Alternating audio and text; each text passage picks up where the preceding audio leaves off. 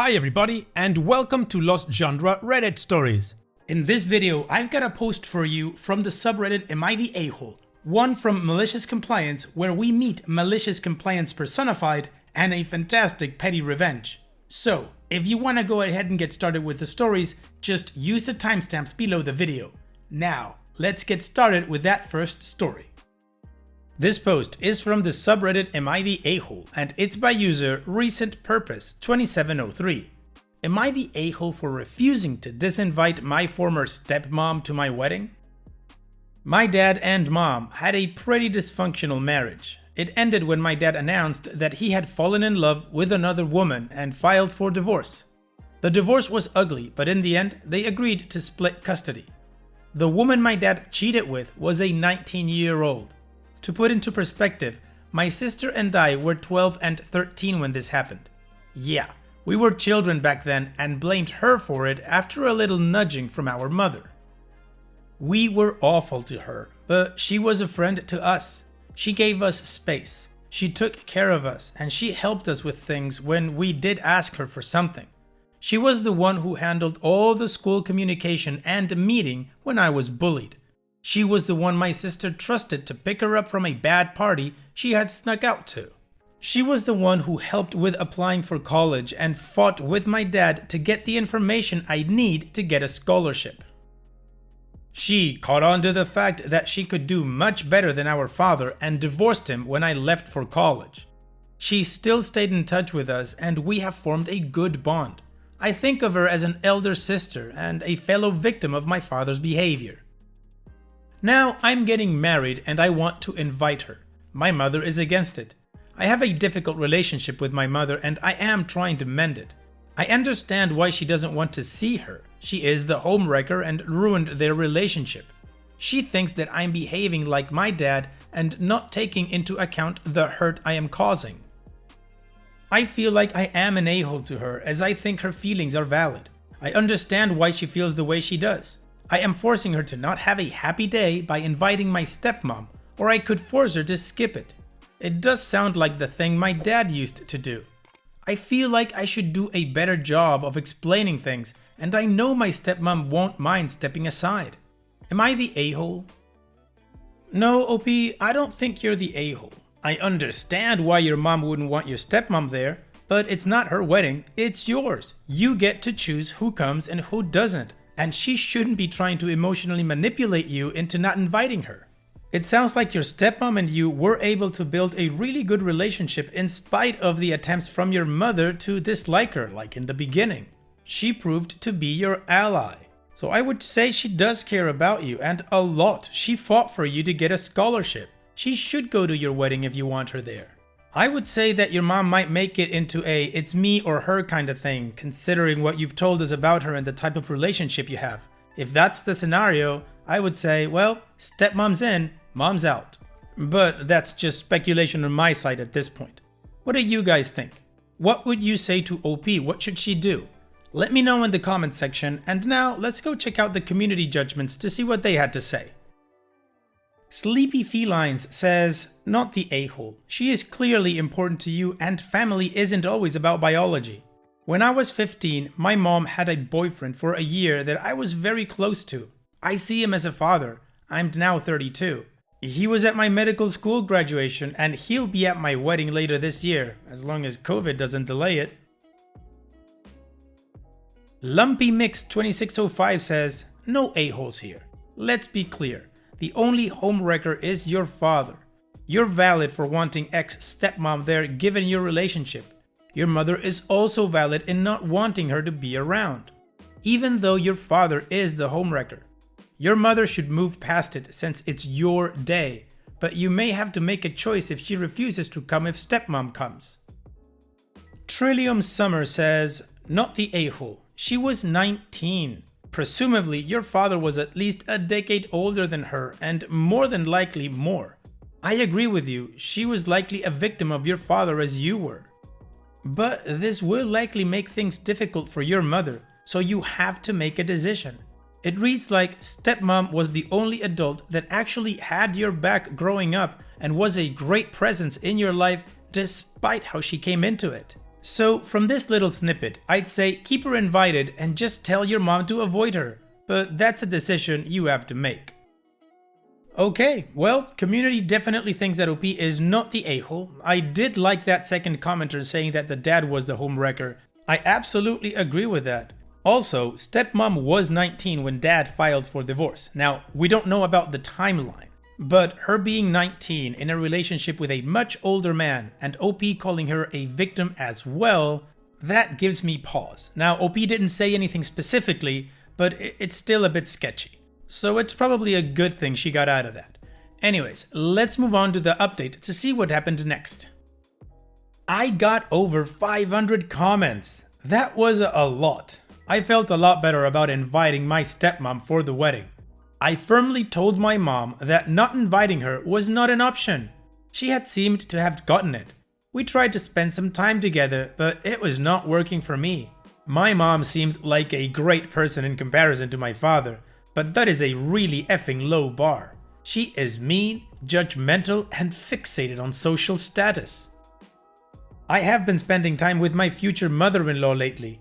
The way she talks to her daughters and me is just miles different from how my mom talks to me and my sister.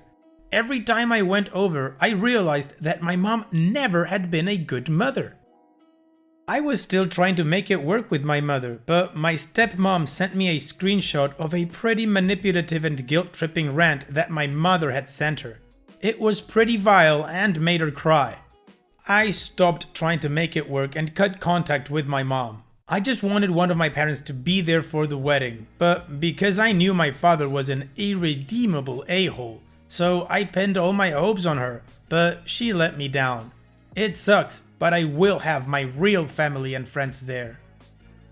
So that is it. OP is moving on from both of her parents. Apparently, the dad is a big a-hole and douchebag, so he's not coming.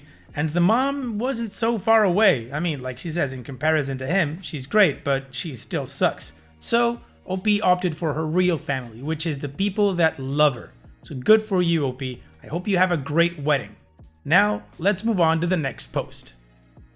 This post is from the subreddit Malicious Compliance, and it's by user recommendation number 191, the man we called subsection 6. This happened a long time ago, somewhere around 2012-2013. Had a good friend with who I smoke cigars with, and he had a friend named Jim. I didn't see Jim very often because we lived in different cities, but every time I visited, we would smoke cigars in the park. Well, near the park. Jim was probably about the smartest guy that I've ever met, and if I met Einstein, it might be eeny, meeny, miny, mo. Well, almost. We called him subsection 6 because he was always finding loopholes for absolutely everything. He's the kind of guy that would read all the tax laws and interpretation bulletins and mold his life to that. He was one of the first people that was working from home. He had his printer in a different room than where he had his office so that he could claim more square footage as the home office. He was that kind of guy. And he wasn't an accountant or anything. He was an IT guy. He just read a lot. One day, the three of us went down to the beach to smoke cigars. In parks, you're not allowed to smoke, but we grabbed our chairs and went anyways. The tide was low, so we went down just past the rocks where the sand started and smoked away. That's where I heard this story. So, remember Einstein told a story about if he had 1 hour to solve a problem to save his life, he would think of the proper question for 58 minutes? Well, Jim's one of those kinds of guys that asks questions that we don't think about. He looked around the park because he was busted one time and he asked himself this question. I can see the property line where the road is. I can see the property line where there's a house next door. And he can see the property line where there was a hotel next. But where is the property line when you're looking out at the ocean?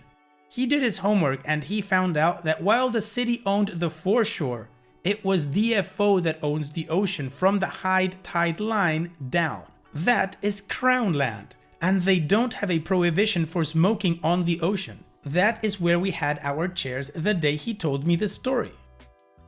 So he lives in a retirement city with lots of old ladies who have their morning walks at the same time he has his morning cigar. That's how he got busted in the first place. But he was ready after he did his research. He used that printer that was in the other room and he printed out the laws. He also made a phone call to one of his cigar buddies who was a lawyer who knew a lawyer that did property stuff. I'm not talking about real estate transactions when you buy a house. I'm talking about property rights, air rights, things like that. A lot higher up in the food chain. Top floor corner office kind of guy. So, depending on the cigar, you're looking at 45 minutes to smoke a Robusto to an hour and a half for a Churchill or anything bigger than that. Soon thereafter, the Karens came by complaining about him smoking in the park even though he was in the ocean. This was even years before anyone was called Karen. So the Karens started bugging him and threatened to call the police or bylaw, and he told them to go ahead. He just started his cigar, so he had plenty of time. He sent a message to his lawyer friend of a friend to give him a heads up he might be calling later. No problem. Well, the Karens didn't just call bylaw, they called the police. So Jim continued smoking a cigar while he handed over the printout regarding foreshore ownership. It's not the fault of the police because they're used to speeding and stuff like that, but they didn't know this law. Bylaw comes by and pretty much the same, so he gets on his phone, shows them the lawyer's website and makes the call. Meanwhile, the cops and bylaw are phoning their supervisors about this as well.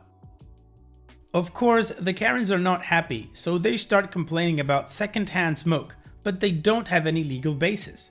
Jim talks to the property rights lawyer on speakerphone, and he says for the police and bylaw supervisors to give him a shout and he will enlighten them about where park property begins and ends. And of course, the best part of the story is that we were smoking a 10-year-old Punch Churchill when he told me this story. So the epilogue is that whenever he's smoking at low tide and bylaw comes by, not just for him, but for dogs and drinking and other stuff like that, they always shake their head and wave. They told them they've had complaints about him smoking in the park, and they now ask, where is the guy? In the park or down on the sand? Because the sand isn't park, it's the ocean. Opie's edit. As far as the printer and taxes go, I don't know the whole story. What I do know is that he was subsection 6. And not only did he discover the law that said below high tide was not the park, but he also read a lot of the interpretation bulletins from the tax authority. As far as taxes go, and I mentioned it before, not only did Jim read the interpretive bulletins, but knowing his thoroughness, he would have confirmed this. There are still people from the US saying that this is tax fraud, and I'm sorry, but people around the world have different tax laws than you. He wouldn't commit any tax fraud. He would use the rules to the full extent. Unfortunately, I can't confirm what happened. I do know at this point he hasn't been audited. Sometimes in your life, you meet someone and you just go, wow, Jim was that guy. There's a lot of things he didn't have in his life. He has a wife and kids, but he lived his life like a how-to textbook. Everything was well thought out and structured. He was gregarious and kind and giving. That's all I'm going to say. As far as secondhand smoke, anyone who lives on an ocean can tell you low tide can be a large area. We didn't get a GPS to figure out where the high tide line was and smoke right on the edge, thumbing our noses to the people walking by on the path. We were far away from people because whether you are legally correct or not, there's always going to be people yapping, and why rake a nice peaceful cigar by having people bother you? I don't like the smell of cigarettes, but if someone walks by my house smoking a cigarette and I'm in the front yard, I have no legal recourse. That's just the way it is. Would that person walking by on the road smoking a cigarette be a dick? Not specifically. I would just move away even though it's my property. Jim lived in an apartment condo and smoking on his balcony, although legal, did cause complaints. In the wintertime, he smoked in his truck. Yes, Febreze works, I've tried it myself. And in the summer went to the park. In each situation, he was further away from people than if it was smoking on his balcony in the summertime. Well, it sounds like Jim was malicious compliance personified. I'm not a cigar guy, so I can understand the Karens being annoyed, but there wasn't any rule breaking, and from what OP tells us, they were far away so that they wouldn't bother people too much.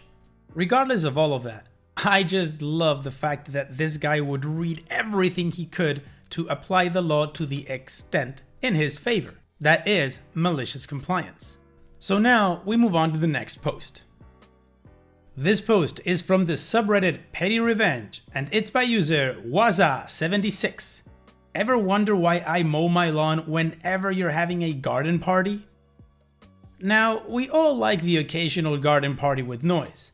However, my neighbor seems to be an entertainer.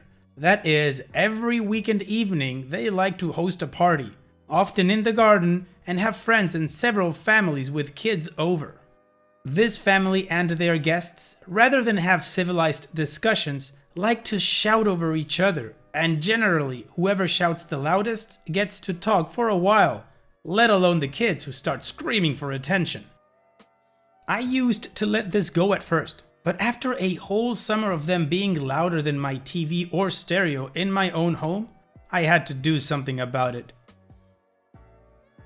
So now I wait until they serve up the food and everyone's plated up before I crank up the lawnmower and drown them out so they can no longer hear each other, and they scuttle off inside having to carry everything in and relay the table.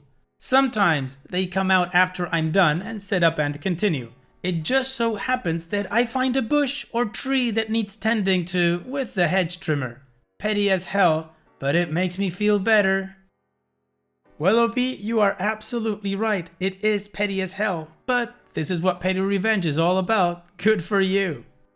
And it's that time that we've reached the end of the video. I hope you enjoyed today's stories. I certainly did reading them to you. So if you did, then go ahead and give the video a like, and don't forget to subscribe to the channel and become a member of our Discord community that just keeps growing, and it is fantastic. And like I said in the beginning of the video, all of the relevant links are in the video description below, so be sure to check them out. And finally, I'd like to thank you all for taking the time to watch this video. It really does mean a lot to me that you guys enjoy this content, so thank you once again. And having said all that, I will see you guys in the next video.